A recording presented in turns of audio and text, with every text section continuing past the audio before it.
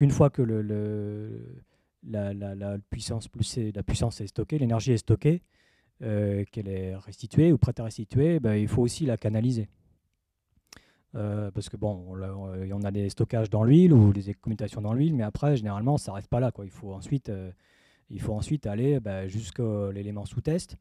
Donc, l'élément sous-test, ça peut être une plaque de carbone pour tester les structures carbone des avions. Ça peut être aussi bah, tout simplement une antenne d'émission pour tester des systèmes à des sources, à des ondes hyperfréquences, des ondes électromagnétiques de forte puissance. Donc pour ça, ben, on a besoin de composants particuliers.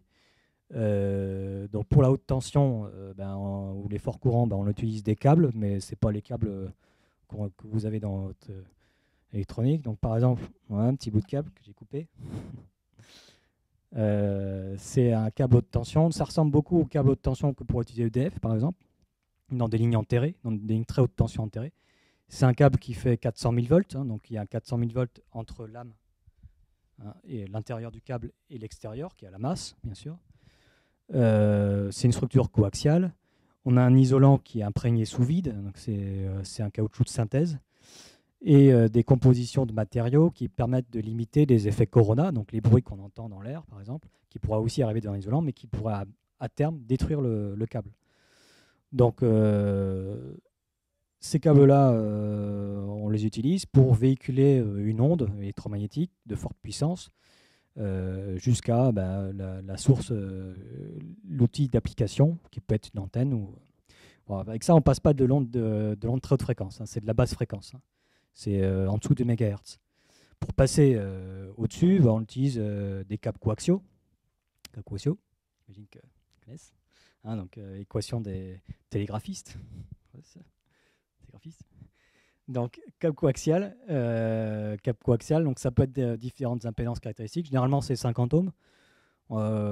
50 ohms parce que c'est le meilleur compromis entre puissance maximum et taille. Donc, c'est toujours pareil. On a une âme de forme cylindrique, un isolant qui va véhiculer l'énergie, et un blindage à la masse pour être protégé, pour que l'utilisateur qui touche le câble ne soit pas choqué. Quoi. Donc l'énergie est propagée par ce câble, et avec ces câbles-là, on peut passer déjà plusieurs centaines de mégahertz, hein, donc des fréquences plus élevées. Si on veut aller au-dessus, après, si on veut aller jusqu'à 18 gigas, c'est des câbles coaxiaux classiques. Hein. Les câbles coaxiaux, ça ressemble beaucoup aux câbles d'antenne. Hein. C'est le même principe. Sauf que ce n'est pas les mêmes impédances. Donc pour véhiculer l'énergie électromagnétique. Parce que je ne vous l'avais peut-être pas dit, ça vient comme ça là, en parlant, mais les essais électromagnétiques pour l'aéronautique, ça couvre plein de bandes de fréquences. Hein. Ça va du quelques hertz, de quelques hertz, généralement c'est plutôt la foudre, quelques hertz jusqu'à quelques centaines de kilohertz, pour des phénomènes qui sont assez lents, qui sont plus des phénomènes liés à la foudre.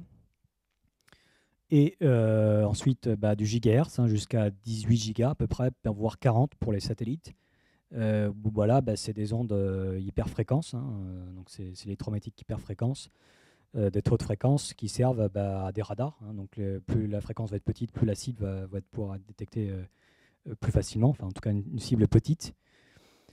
Donc ça couvre un domaine de fréquence qui est très large. Et donc à chaque fréquence, chaque domaine de fréquence correspond une application et donc des technologies différentes. Voilà, c'est dit. Haute fréquence. Et puis, bien sûr, il faut aussi maîtriser l'énergie il faut canaliser l'énergie. Donc on a les câbles, mais on a aussi des résistances pour des fois absorber une partie de l'énergie pour pouvoir former proprement l'onde générée. Donc on utilise des résistances. Hein, c'est du carbone. Voilà, ça dépend de la technologie, mais bon, là c'est du carbone. Donc c'est des résistances qui sont du carbone dans la masse, hein, c'est du carbone qui est pressé, et donc il y a une résistivité qui est bien déterminée. Et la géométrie de la résistance va permettre de la résistance va permettre de donner sa valeur. Et donc on assemble ce qu'on appelle des stacks, hein, donc on a une superposition de résistance pour pouvoir tenir l'énergie, la tension et la puissance aussi, parce que malgré tout, il y a des fois des systèmes où ça chauffe. Je vous en parlerai après, mais même si c'est de la puissance instantanée, on a des fois des systèmes qui sont répétitifs et donc qui vont chauffer. Donc il faut pouvoir véhiculer la chaleur. Donc, les essais électromagnétiques pour l'aéronautique, notamment, concernent donc la foudre, mais donc les radars. Et là, je vais vous présenter donc, des différentes technologies de production d'ondes hyperfréquences de forte puissance. Le premier, c'est donc le TOP, le tube à ondes progressives. C'est des composants, donc là on a ici un exemple. C'est des composants qui peuvent coûter de 30 000 euros jusqu'à plusieurs centaines de milliers d'euros. Hein. C'est des composants qui sont stratégiquement contrôlés, hein, par les ministères de la Défense. Thales en fabrique pour son propre compte, pour le compte du ministère de la Défense. Mais on a beaucoup de fabricants américains, russes aussi, qui fabriquent ces composants.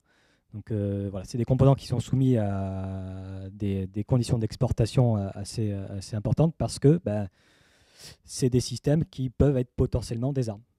Donc il y a un contrôle. C'est des systèmes qui donc un tube à ondes progressives, comme un tube électronique, a du vide à l'intérieur. Donc on le voit. Je ne sais pas si je peux mettre la souris. Voilà. Donc, dans cette enceinte-là, ici, on a du vide. Et on a une source d'émission d'électrons par la cathode, qui est en fait une structure métallique qui est portée à très haute tension, jusqu'à de quelques dizaines de kilovolts jusqu'à plusieurs centaines de kilovolts. Et avec une source d'émission d'électrons à sa surface, qui est généralement un composé pseudo-radioactif, en fait.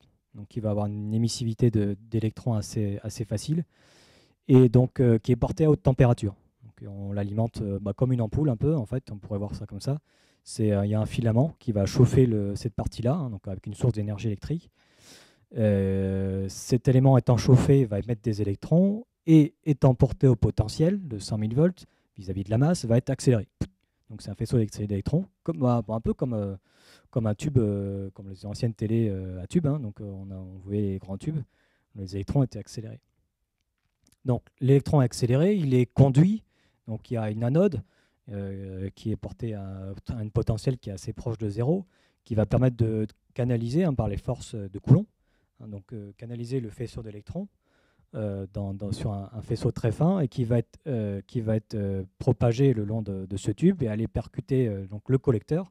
Le collecteur, c'est là, donc, là où ça va collecter les électrons, et là où on va avoir de la puissance un peu dissipée d'ailleurs, ça va chauffer, c'est des éléments qui vont refroidir, et les électrons vont être perdus.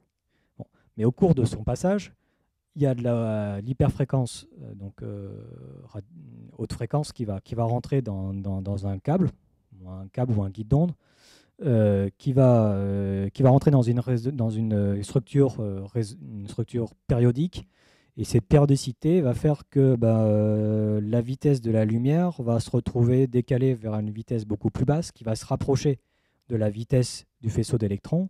Il va y avoir un couplage entre le faisceau électromagnétique, enfin entre l'onde électromagnétique et le faisceau d'électrons. Et le faisceau d'électrons va être ralenti au cours de sa progression, va être ralenti, et l'énergie cinétique va être convertie en énergie électromagnétique. Et cette énergie électromagnétique va ensuite être sortie par le tube et créer l'onde hyperfréquence, qui est de même fréquence que la fréquence d'entrée.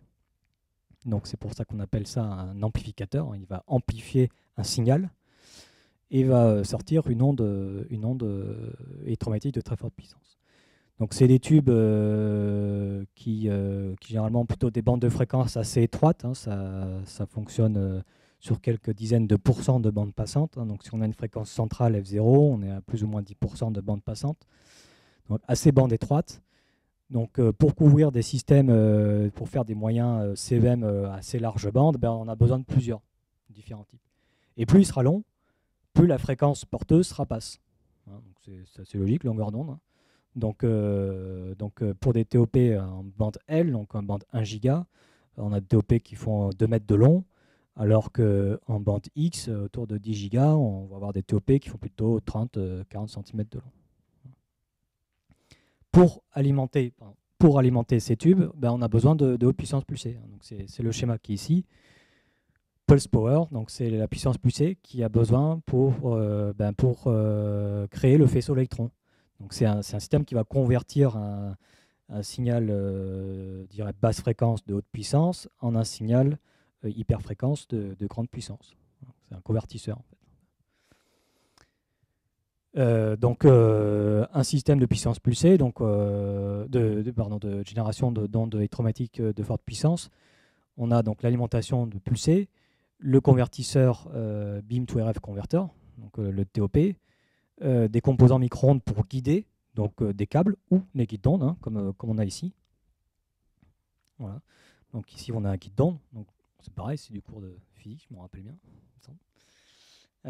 Donc l'onde, en fonction de sa fréquence, va être propagée dans le guide d'onde. Et l'intérêt du guide d'onde, c'est qu'on peut passer des énergies, on peut faire véhiculer des énergies, des puissances, pardon, qui sont très très très importantes, hein, jusqu'à plusieurs mégawatts. Et donc ces guides d'onde sont bien appropriés pour le transport de l'énergie électromagnétique qui sort de ces tubes. Donc généralement, c'est des sorties guide d'onde. On le voit ici. Ici, là, cette sortie-là, on a un guide d'onde là, qui tombe et on a la puissance qui est sortie. Donc c'est des éléments qui, bien sûr, y a des rendements qui sont assez mauvais. Ça peut être de quelques dizaines de pourcents, c'est plutôt 10-20% jusqu'à 50%. C'est rare que ça dépasse. Donc ça va chauffer. Donc on a des systèmes où on a de la puissance jusqu'à plusieurs dizaines de kilowatts à dissiper. Donc ça nécessite des systèmes de refroidissement. Mais comme il y a de la haute tension, il ne faut pas que ce soit de l'eau. Ou alors, si c'est de l'eau qui est déminéralisée. Donc, c'est des systèmes qui sont assez complexes. Et le plus souvent, c'est de l'huile, qui est moins caloporteur que l'eau, mais qui va quand même pouvoir faire sa fonction. Donc, on a des systèmes, je vous montrerai, avec des grosses pompes, des ventilateurs pour refroidir ces composants. Donc, ce TOP, généralement, donc, on a cette partie-là qui est dans l'huile, hein, qui est portée au potentiel. Cette partie-là qui est dans l'air. J'ai oublié un truc, magnetic field, donc il y a un champ magnétique pour confiner le faisceau, éviter qu'il diverge le long de sa propagation, parce que naturellement les électrons vont avoir tendance à se repousser, hein, toujours Coulomb.